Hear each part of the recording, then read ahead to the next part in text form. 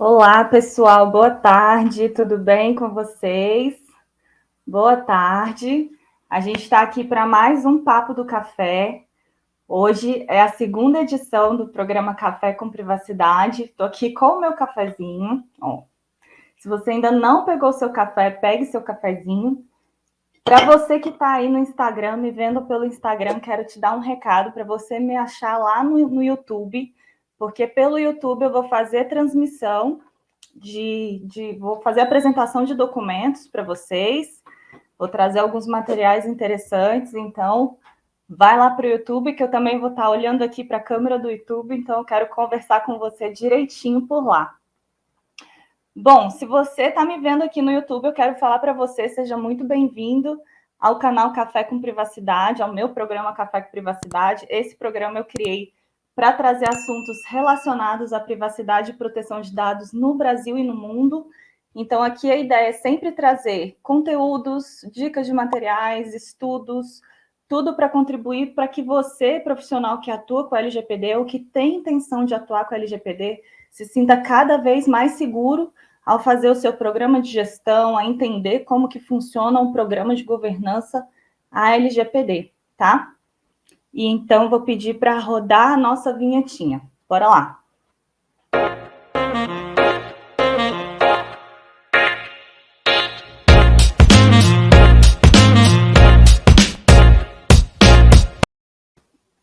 Adoro quando roda a vinheta.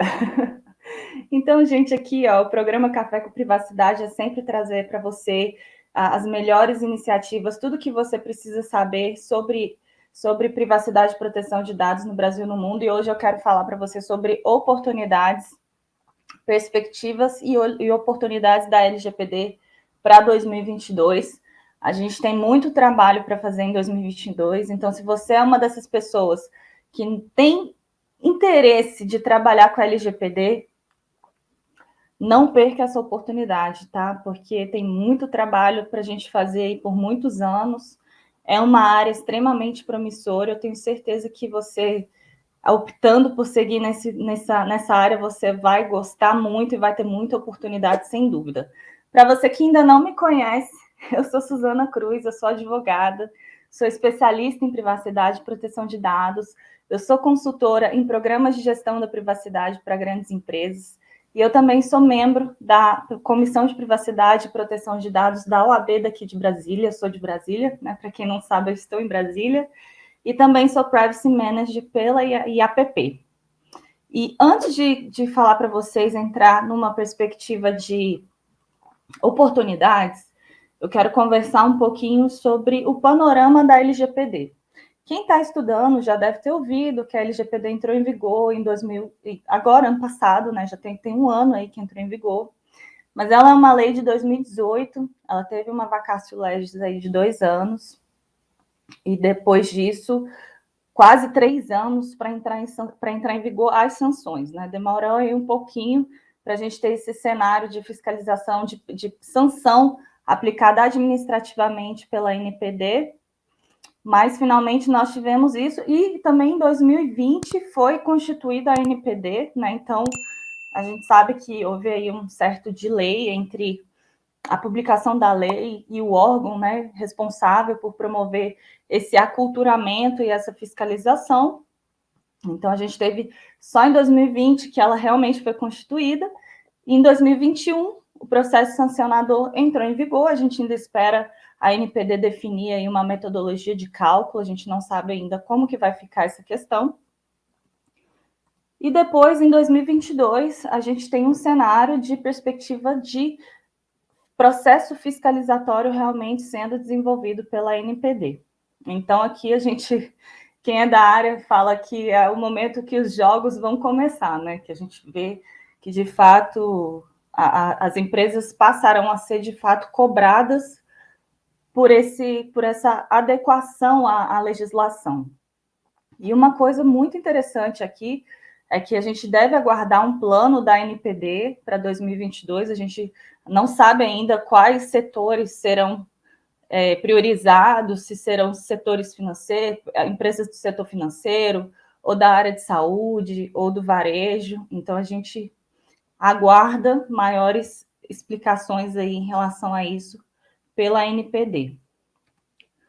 E aí, avançando aqui no conteúdo, falando mais sobre a perspectiva de trabalho, né, a quantidade de trabalho que a gente tem para o ano que vem em diante, é um trabalho que a gente vai ter aí por muitos anos. Eu quero falar para vocês sobre um relatório muito interessante que foi publicado pela IAPP esse mês. Foi uma pesquisa realizada junto com a Ernst Young, que mediu o panorama da governança em privacidade e proteção de dados no mundo em 2021. Esse panorama ele é muito interessante porque ele foi uma entrevista, uma pesquisa realizada com diversos profissionais da área de privacidade e proteção de dados ao redor do mundo. Então, aqui a gente tem uma visão macro de vários países, né? Onde tem GDPR, CCPA, LGPD e tantas outras legislações mundiais aí que a gente, né, tem visto surgir cada vez mais no mundo.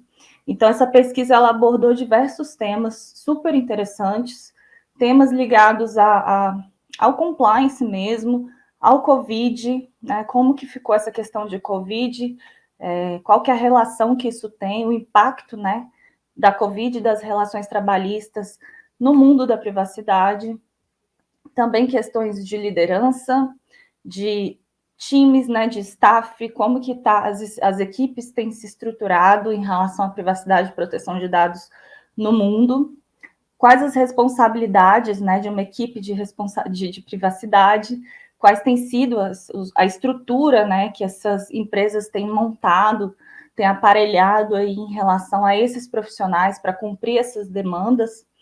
Também tem questões importantes como gestão de petição de titular, que é um tema super crítico, a gente vai falar daqui a pouco.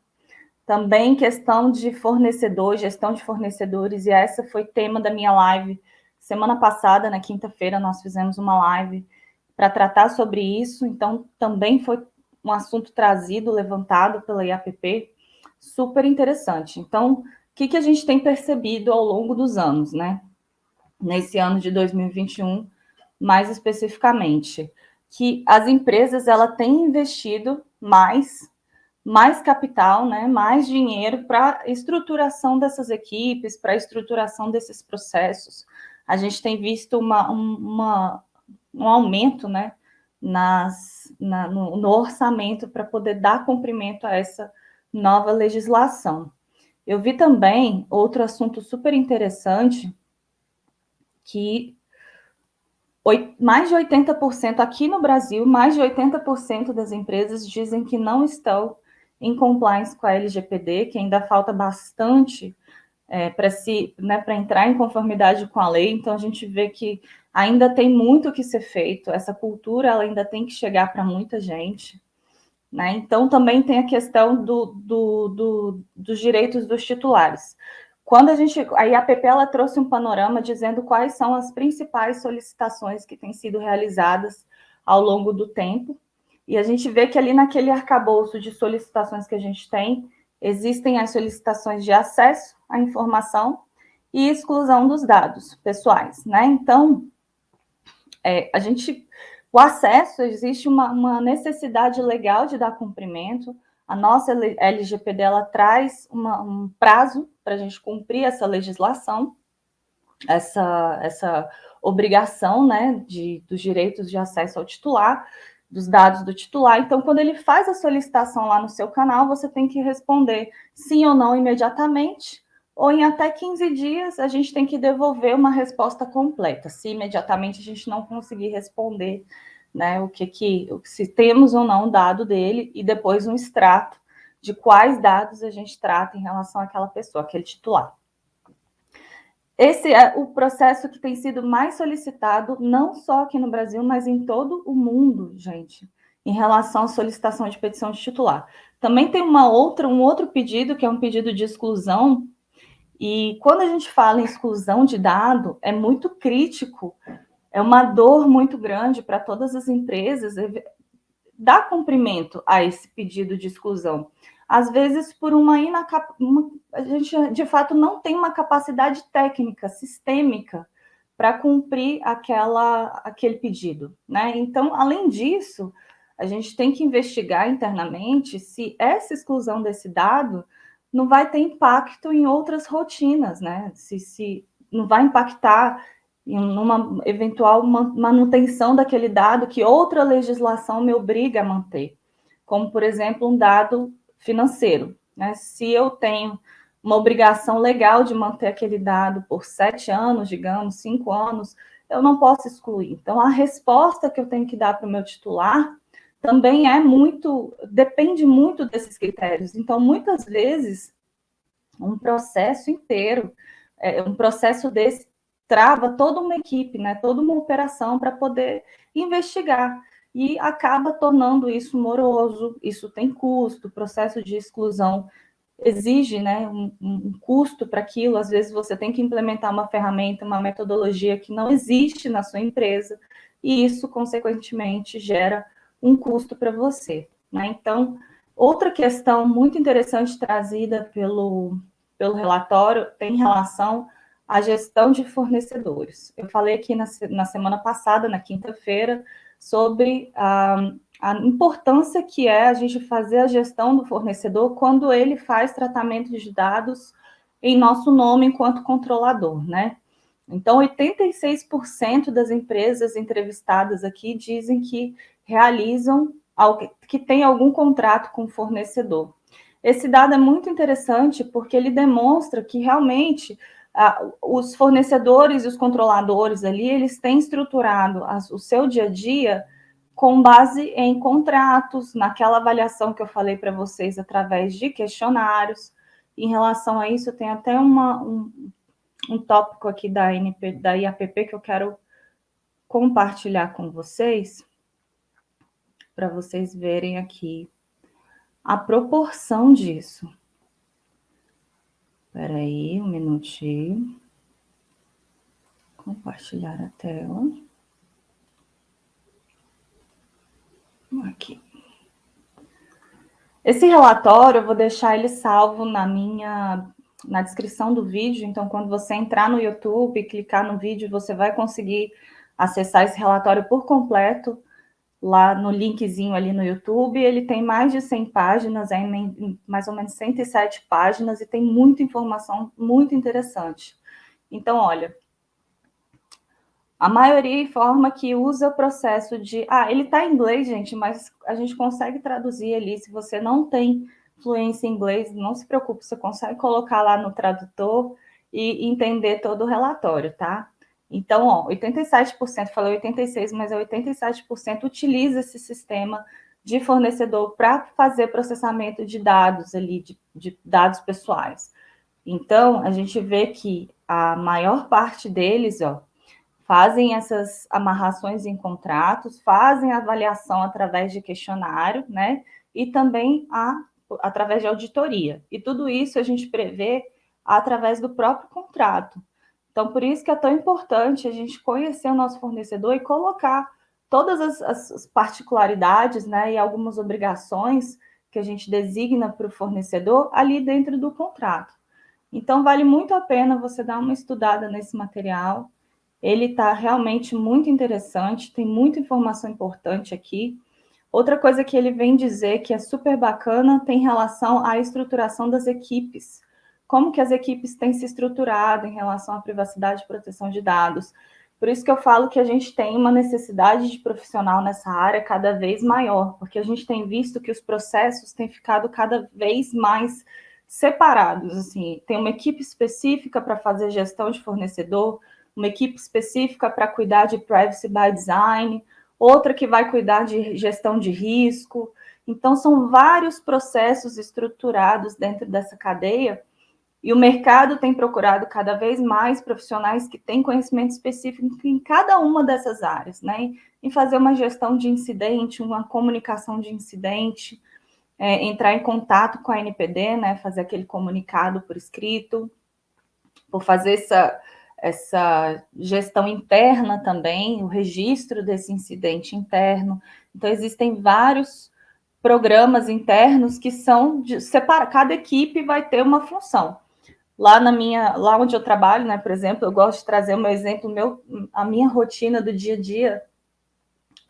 Cada um da equipe fica responsável por uma atividade específica dentro desse cronograma macro, que é a gestão da privacidade, a governança em LGPD, né? E aí eu quero trazer para vocês uma pesquisa rápida que eu estava fazendo no LinkedIn, básica. Eu coloquei LGPD na parte de vagas ali. E apareceu para mim 413 vagas em LGPD para agora, vagas abertas dentro do LinkedIn, apenas nesse canal de LinkedIn. Então a gente vê que realmente tem bastante oportunidade e são vagas. Quando a gente fala em trabalhar com LGPD, a gente não está necessariamente falando só de PO, né? Existe essa teoria por aí de que quem trabalha com LGPD é o DPO. Existem várias vagas, gente, vários profissionais. São especialistas, são gerentes que fazem gestão de contratos que lidam com LGPD.